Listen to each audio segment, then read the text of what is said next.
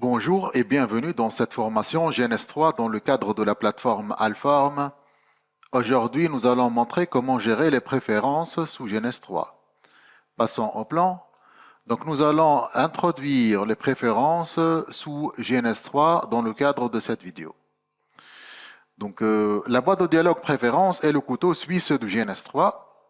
Donc, cette boîte de dialogue indique principalement au serveur GNS3 où chercher les ressources telles que les images, donc des routeurs, des commutateurs, ainsi que les machines virtuelles, donc de type VirtualBox ou encore QEMU.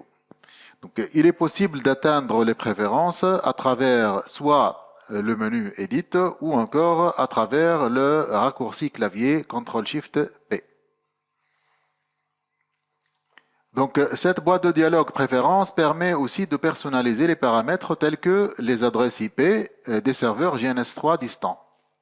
Elle permet aussi de personnaliser le comportement de GNS3 lors de l'ouverture, pendant l'exécution et lors de la fermeture.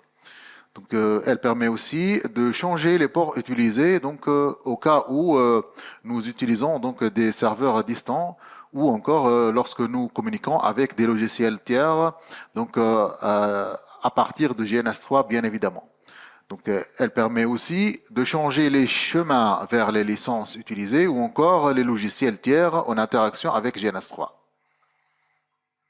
Donc, si nous essayons donc de faire un tour, au niveau de Edit préférences, nous pouvons donc atteindre préférences, que ce soit à travers ce menu ou encore CTRL-SHIFT-P. Donc si nous cliquons CTRL-SHIFT-P, nous aurons cette interface-là. Donc nous pouvons ici changer l'adresse IP du serveur. Il pourra être donc un serveur distant.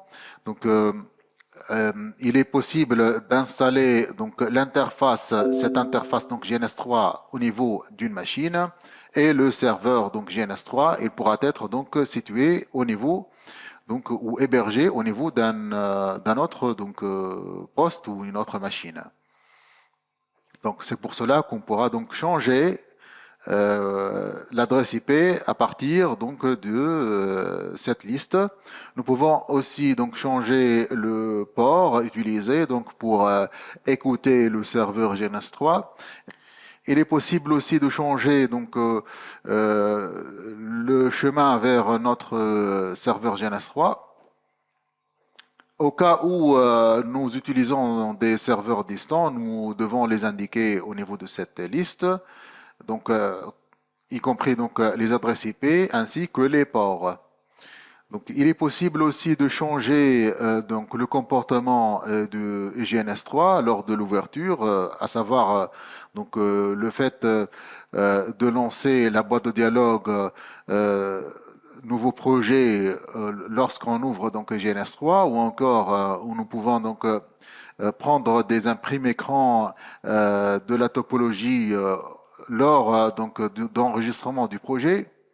Nous pouvons aussi euh, configurer le GNS3 pour chercher des updates ou encore des mises à jour d'une manière automatique ou encore d'envoyer des rapports d'erreurs vers l'équipe de développement GNS3 lorsqu'il s'agit donc de bugs ou des erreurs inattendues ou encore de comportements anormal de GNS3. Nous pouvons aussi changer le délai qui sépare le démarrage entre deux ou plusieurs images. Bien évidemment, nous pouvons restaurer la configuration initiale à travers le bouton Restore Default. Donc, il est possible aussi de changer les chemins vers les logiciels tiers tels que Dynamips, qui est le moteur responsable de lancer ou de gérer les images des routeurs iOS pour le compte de GNS3.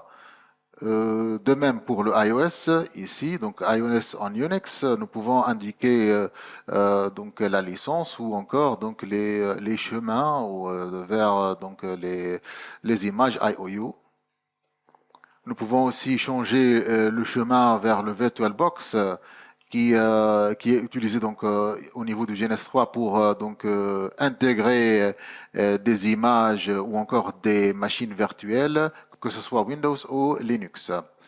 Et il est possible aussi de changer ou indiquer les images QEMU telles que le pare-feu ASA ou PIX à travers cette interface.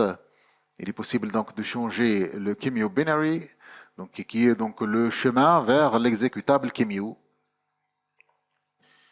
Donc, il est possible aussi de changer le type de console utilisée au niveau des menus de préférence, bien évidemment. Donc, les consoles sont les interfaces qui nous permettent donc de configurer le routeur en question ou encore le switch s'il s'agit des switches IOU. Donc, nous allons voir ensemble comment paramétrer les consoles. C'est à travers le menu Edit toujours, préférences. Au niveau de Console Applications ou l'onglet Console Applications, nous avons déjà donc une liste.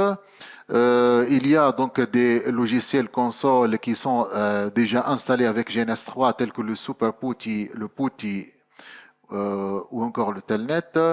Il y a d'autres logiciels qui sont qui font partie des logiciels tiers ou encore des logiciels shareware qu'on doit installer avec licence tels que le Secure CRT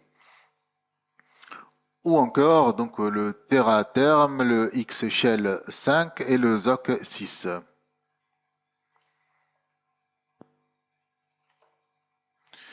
Nous pouvons aussi sélectionner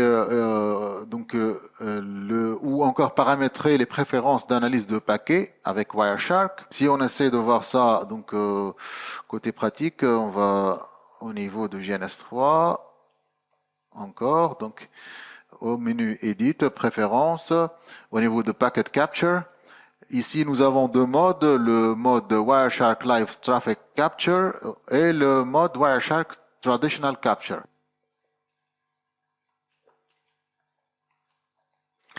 Donc, ce qu'on a couvert au niveau de cette vidéo, c'est l'introduction aux préférences sous GNS3.